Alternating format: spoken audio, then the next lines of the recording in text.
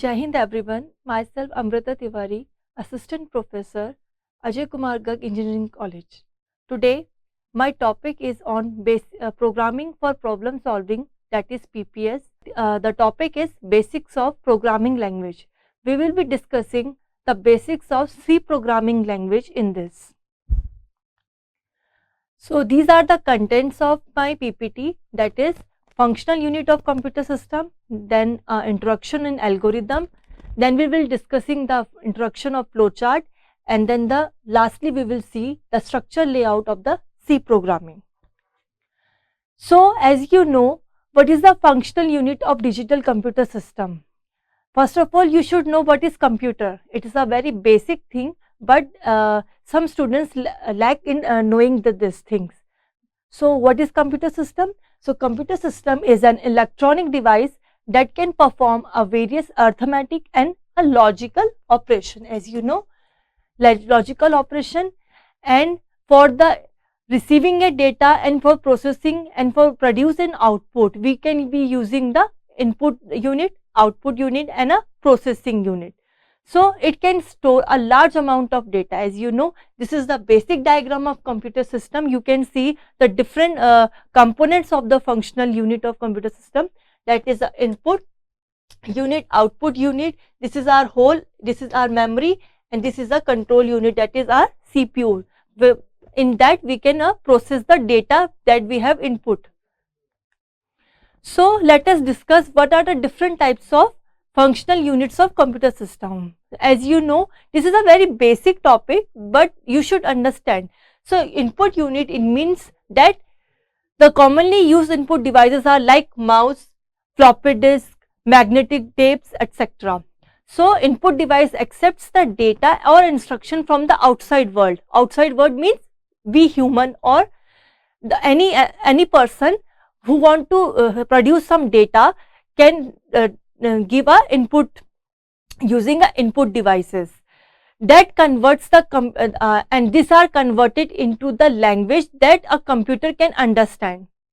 Secondly, we know the storage devices. Storage devices means a memory. The storage devices hold the data to a computer system or an instruction which is entered through a input devices until they are processed.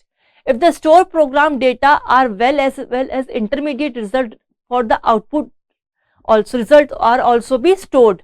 The main function of the for a store unit is to store the information in the computer system or between the intermediate when we are processing it. So, if we classify the storage unit, that is our memory, the main memory is our RAM, and the secondary and the main memory in the primary memory, we can say it is a RAM and a ROM. RAM means a random access memory. It is a temporary and volatile memory. That means the data is accessible as long as the computer is on. Once the computer is turned off, our data will be erased. So, we use the concept of read-only memory. Read-only memory is a non-volatile memory. Our data will be there only. It will be not erased after the computer is switched off. But this primary memory is not sufficient for us. So, then we introduce the secondary memory. The secondary memory in comparison to the primary memory is larger in space. So, large amount of data can be stored. There are some different types of secondary memory like a CD, DVDs, pen drives, zip drives, etc. Then there is a one memory also, that is a cache memory. So, what is a cache memory? It is a faster, if we see a memory hierarchy, in memory hierarchy, first come a register, this is also a memory, then comes our cache memory, then comes our primary memory, and then comes our secondary memory. So, registers are also a type of memory, but it store only a small unit, only one bit of data.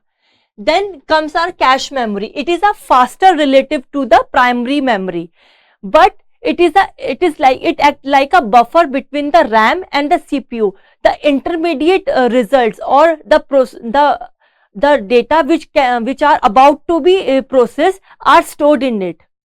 Then comes our primary memory, As you know, primary memory is a RAM and ROM, and then last in the comparison of memory hierarchy, there comes a secondary memory. So if we say in processing or in storing the data or in efficiency, the register is a faster, then a cache memory, then a primary memory, and in a secondary memory. But in terms of the costing, if we say in terms of the costing, register are very costly. Then there comes cache memory, then come prime memory, and the cheaper option will be the secondary memory.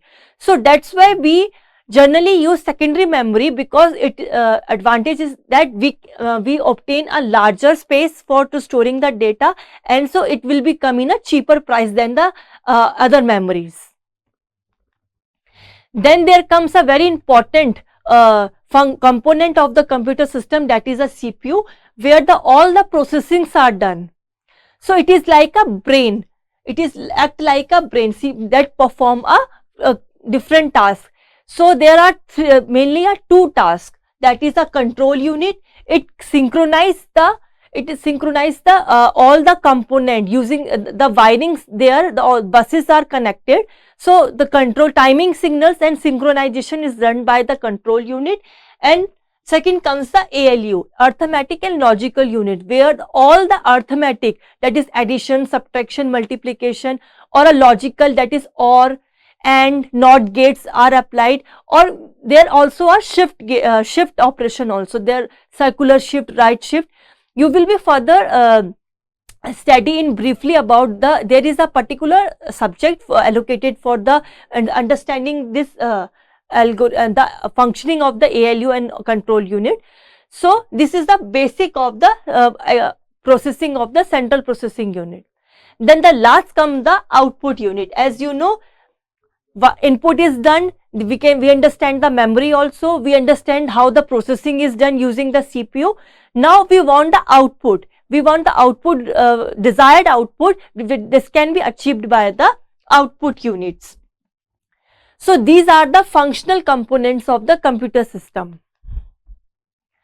Now let us move to the another topic, that is a algorithm. So for understanding the C programming, the first is a basic step is to understand the step by step what we are doing in the programming, and then this can be achieved using the algorithm. So what is algorithm? Algorithm is a step by step method for solving a problem or a decision making, is termed as a algorithm. So what are the different properties of the algorithm? Firstly, there is a input, that means algorithm has a 0 and more than 1 inputs. It depends upon the functioning, what we are want to process. Then there comes, then same like a input, there can be 1 and more than 1 output. There can be a finiteness. Finiteness means that there is a finite number of steps. That doesn't can be happen, there is infinite number of steps. There is a definite number of steps for solving any particular problem. There is a definiteness, that means each step of algorithm must be precisely defined.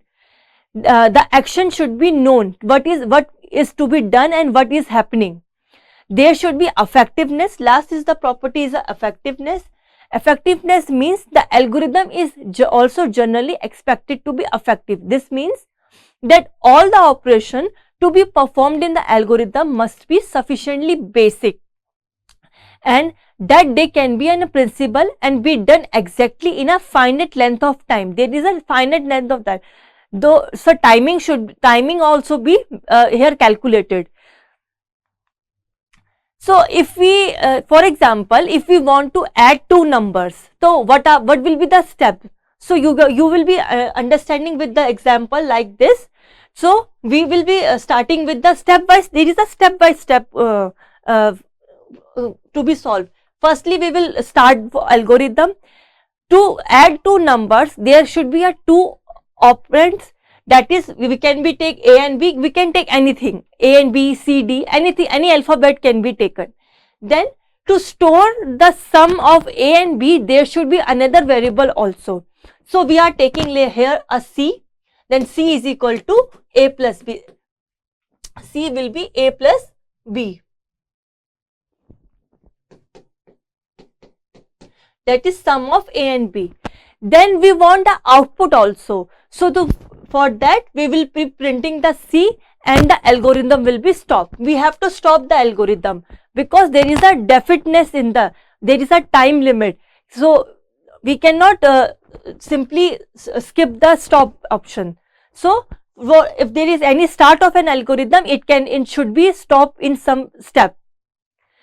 For example, let me see another example. If we want to find the largest of three number, if there is a three number like 5, 6 and 7, and we want to know which is the largest of the three numbers.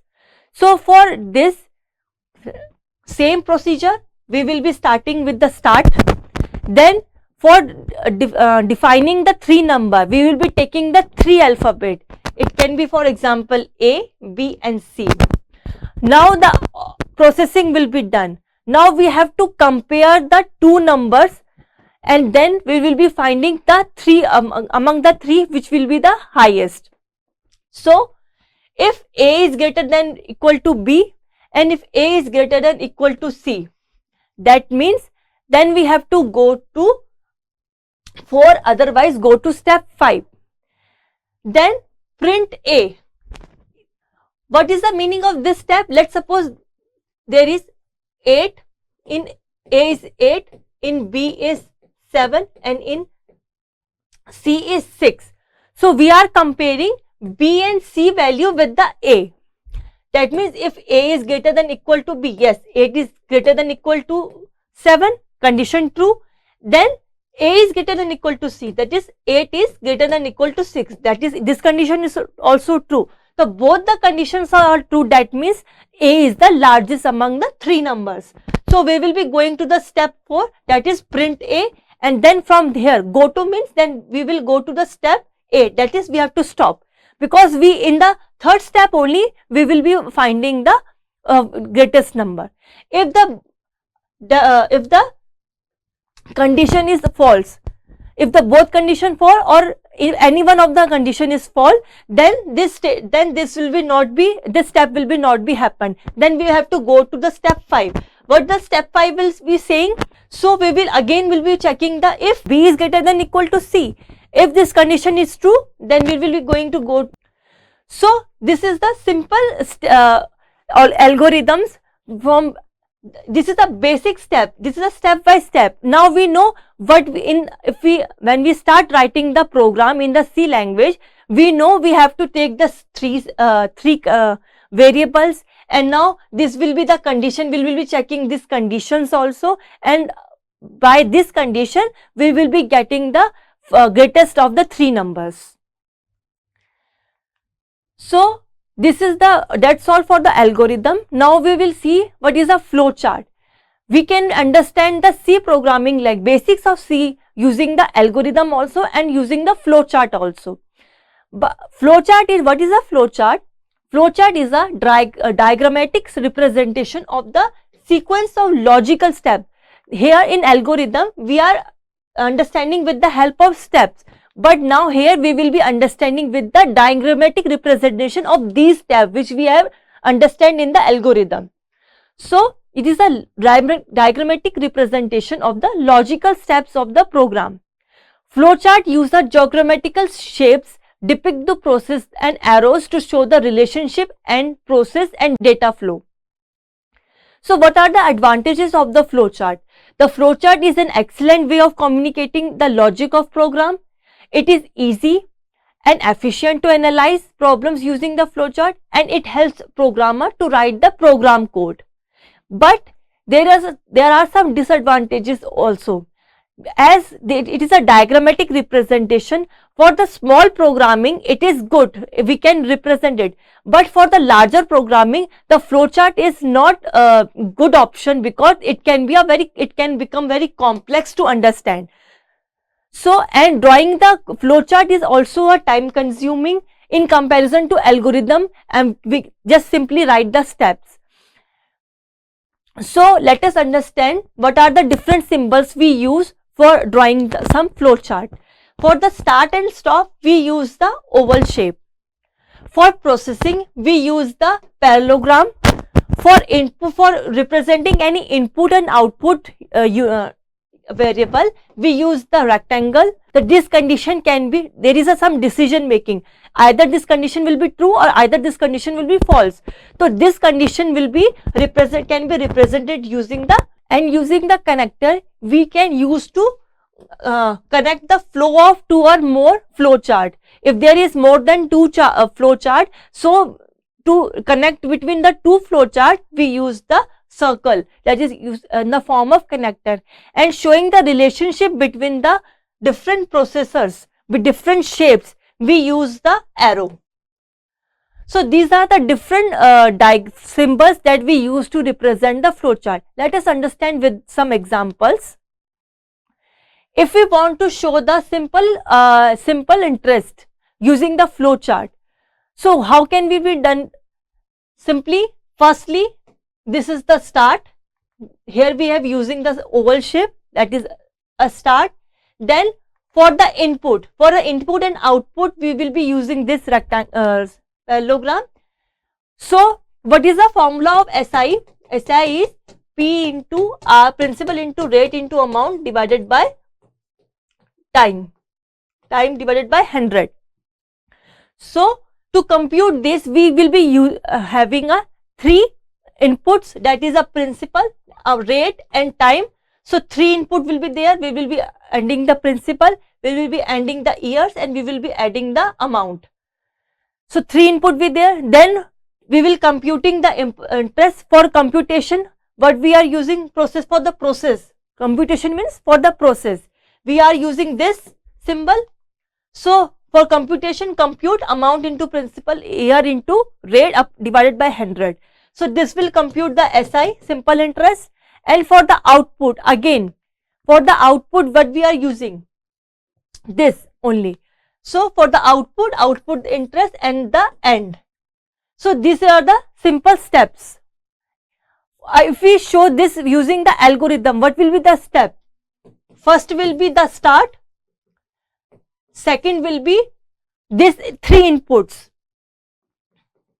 Input, that is principal, rate and time.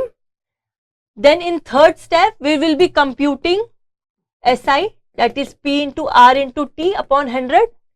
And fourth will be the output, that is we will taking some variable SI is equal to the output. And the fifth step will be the stop. So using the algorithm and using the flow chart, we can represent in the both way the simple structure of the simple layout of the C programming or in any code, in any programs. So now we have understand the algorithm, we have understand the flow chart. Now let us see the structure layout of the C. What is a structure layout? Firstly, there is a documentation center. What is documentation center?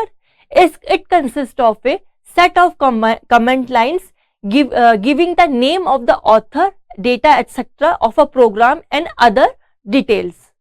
Then there comes a link section. It provides the information or instructions to the compiler to link the functions from the system library. We will be using .h header files here. Then there comes a definition section. It defines all the symbolic constants. There are the constants, there are the keywords. You will be understanding in another PPT. I will be giving the PPT. So there is a constant. Constant means the values whose value will be not be changed in the throughout the program. Then there will be a global declaration, that is where we declare the variables, all the variables outside the function or in the main. Then there is a main section. The main section contains a 2 part, that is a declaration part and the execution part. And there can be a subprogram. Subprogram section means it contains all the user defined functions that are in the main functions. So these are the basic structure layout of the C programming. We can be understand with this example, like in what is a link section? Link section is this, the header file. This include conio.s, include stdio.h. std is standard input output unit. Conio means console input output. So these are the header files, headers files of the C programming. Then there is a definition section. Definition section, what is a definition section? Where the symbolic constants are there. So how we will be defining this? Like this, hashtag define pi 3.45. As you know, here in this example, you know the pi value cannot be changed. Pi value is fixed, that is 3.14. So we will be defined like this, define pi. So throughout the program we can directly now use pi's value, that is 3.14.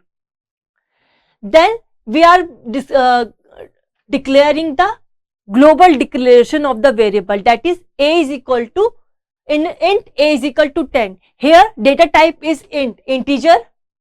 This is our variable and we are assigning the value 10 to the a. Then there is a global function declaration. Function declaration, this is a function. Function can be anything, a, b, c. This is a representation with the parenthesis, and we are using the data type here is void. Void means it doesn't give any return type. This function doesn't have any return type. Then we are defining the main function. Main function is defined like void main. And in this our programming gets started. So we are taking there float variable. Float variable means there is a decimal variable, area, and we are taking one more variable, that is r. Then printf and scanf. This printf and scanf is defined inside this stdio, that is standard input output.h header file. This is already defined in the header file stdio, printf and scanf. For printf means we are entering some, it gives an output, and scanf means we are giving the input. So printf means it give we will be enter radius. Then in scanf, this is the string string. For the float we will be using the string identifier, that is parenthesis f, r. So we are declaring here the r value. We are taking from the input from the user. This is the way of taking the input from the user. Then we are calculating the area. Area is equal to pi into r into r. See here, we doesn't have to write the 3.14. We simply write the pi. It is a global declaration. We have declared the pi value. It will automatically take that value 3.14 and into what we are taking as a radius. Then we are giving the output. Output is area. We are printing the area. Then we are calling one function, that is here, this function in the main, display and then get ch. It is used to hold the screen for the output. So what will be the output for this? If we see the output section, it will first, it will be asking the radius. So it will be print enter radius. Now then we will be entering, it will be entered by the user, let's suppose 5. Then it will be calculating the area. Area is 3.14. It will automatically take this value into 5 into 5. So it will calculate the area, and the area will be stored in the area variable that we have taken for the output. So this is the basic structure layout of the C programming. And this void display function is a user defined function. We have called void display. So here void display. So void display, the output for this will be the print hello.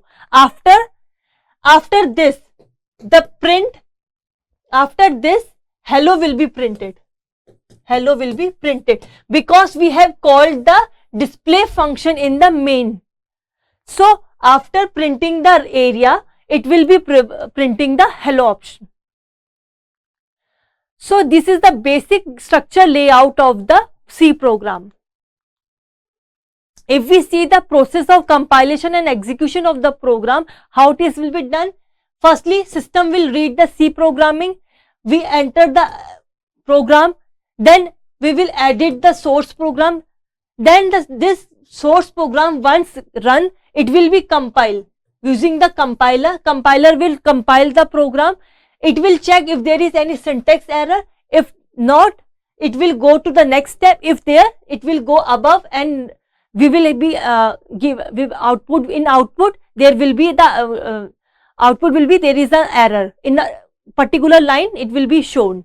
If there is no error, then the linker will be linking with the system library, that the headers file we have included std.conio, std.h, the linker file will be added, then executable. This now the whole program will be converted into the executable object code line.